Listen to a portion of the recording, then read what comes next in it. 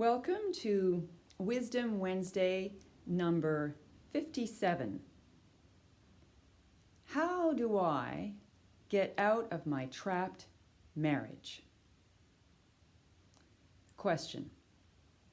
I am in an abusive marriage but I need his financial support. I feel trapped and weak. How do I get out? I think that's a question a lot of you can relate to, at least at some point in your life. Okay. There are 4 stages to removing pain and suffering. And you feel trapped, you feel weak, you're attached. So I'm going to go through these 4 stages and we're going to talk about the obstacles to you feeling your liberation state. So the 4 stages are, first of all, you need to acknowledge exactly where the pain is happening for you. Your pain and how. Is it emotional pain, physical pain? The pain. You need to acknowledge the pain. That's the first thing that needs to happen. The second thing is you need to get clear on what caused that pain. Now, a lot of us have a projection problem. We project that something outside of us is giving the pain. But usually it's some misunderstanding that we have, that we are actually crossing our own boundaries. So what is the cause of the pain that you're experiencing? That's the second stage. The third stage is you need to know that there is a solution to this. Because a lot of us will go around feeling the pain, not knowing exactly what the source of the pain is, and then on top of it, not know that there's a solution, hoping that there is, but not really knowing. You need to know what that solution is. And the solution is to live the liberated state of consciousness. You have to live it. But, that seems like way, way out there somewhere. So the 4th stage is learning the means to that liberated state. So, 4 stages. And what we're going to do now is cover these 4 stages in relation to the 5 obstacles that prevent you from experiencing your liberated state. So, let's take your example that you are caught in a marriage, you're not happy in the marriage, you feel trapped, but you feel dependent. And you don't feel independent, you don't feel free.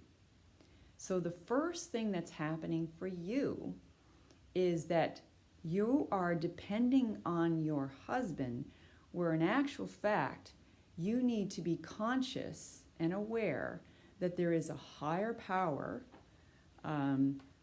that you should be putting your attention on. So in actual fact, the first thing that needs to happen is you need to remember that there is the source of everything in existence, and that source is at the back of you, not at the back of your husband. So you own or have all of the power that you need to feel your strength and your power. So you are forgetting this source. And so how do you remove the forgetfulness of your source? You have to meditate on the source. You need to put your attention there. And what is that?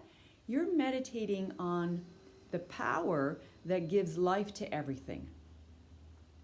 So what you're doing is you're shifting your attention from your husband, which you thought was the source of your happiness, to the thing that really is the source of your happiness and the source of actually everything in existence. So that's the first thing. You need to remember that you have the power of love and connectivity, and you have the power for everything within yourself, and that's your higher self. The second thing that's happening, if we use your example, is that not only have you forgotten your source, but the moment you forget your source, you start to identify yourself as an individual separate from the source. So now you're starting to feel small, dejected, unable, incapable, unworthy. These are all the identities that happen to us when we feel separate from our source. So this is called ego. You're identified as an individual I. So what needs to happen here? You need to remember that you are the watcher of your.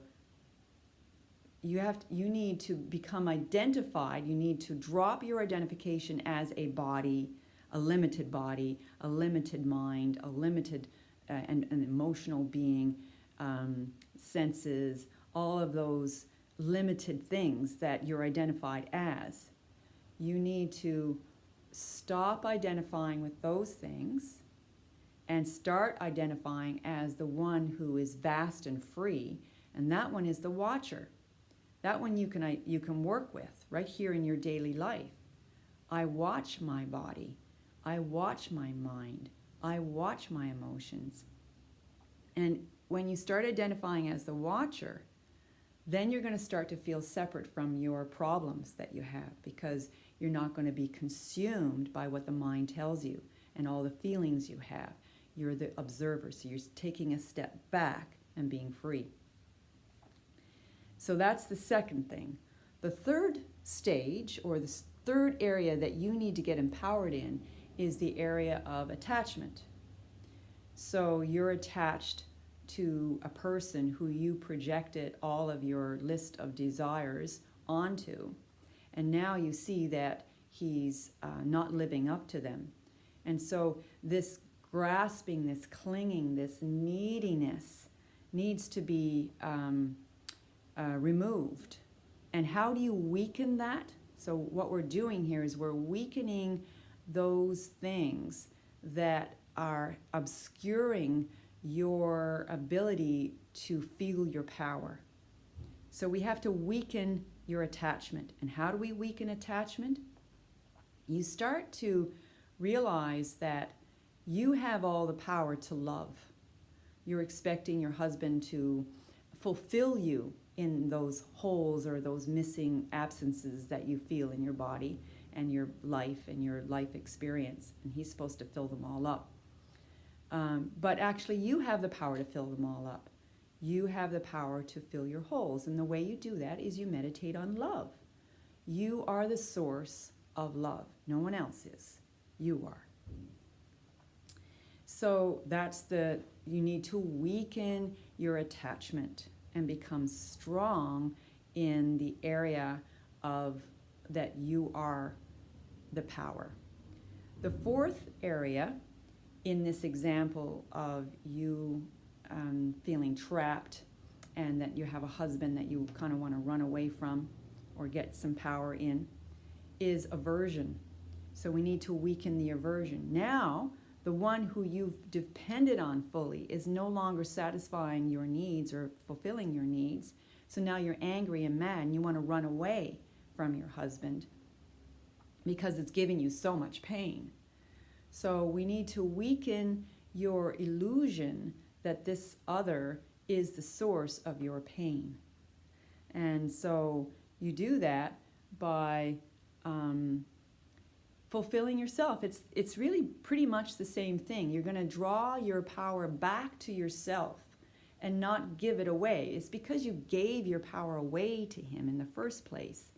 That's the problem. And now you just have to pull it back. And once you pull it back and you feel strong here, you're not going to feel aversion. And as I said earlier, anything that you feel like aversion, attachment, feeling like an ego, these are obstacles to you feeling and experiencing your full freedom. So you need to weaken that obstacle, and that's aversion. And the last one is the fear of missing out or losing or dying. And so we have to weaken that one. So in your particular situation, you're afraid of moving out on your own. because you feel that you don't have the capacity and that something bad will happen to you, or he will do this or he will do that or something like that. So you have all this fear controlling you and keeping you feel weak. It's the fear that's weakening you. So how do we reduce the fear part of your experience? Well, again, it all comes back to this thing called love. The opposite of fear is love. When you start to focus on love as opposed to fear, then you're going to feel that you have all kinds of capacity, because the world is full of love, because you're training yourself to see love, to draw love out of you. So there is nothing to be afraid of, because it's a world of this, what do we think of love as? Is this soft, fuzzy kind of feeling of connectivity. Well, it's all within you. You have that power, and you can weaken this obstacle called fear by encouraging more love to come forth inside of you and share it with the whole world. So what are we doing here in all of this? We are reducing these powers, these 5 covering powers, I call them. They're powers that obscure your ability to live the liberated state of consciousness. You can live that state. And so we have to weaken them. We have to reduce their powers. And once we reduce them, then there's this discriminating ability that, oh, this is not the truth and this is the truth. And you get better and better at saying, okay, well, this is, I've been thinking this way, that's not correct, this is what's more true. You're increasing your ability to discern and know the difference. And you get better and better at it on subtler and subtler levels, to the point that attachment will no longer be an issue for you. Aversion will no longer be an issue for you. The fear of death or the fear of anything will no longer be an issue for you. You will burn the seed of these forces by the practice of meditating on your source, meditating on love, that all-encompassing sense of connectivity that we all share, actually. But you need to exercise it. You need to meditate on it and bring it forth into your life. And that's it again for Wisdom Wednesday, and I'll see you in the next Wisdom Wednesday. Bye.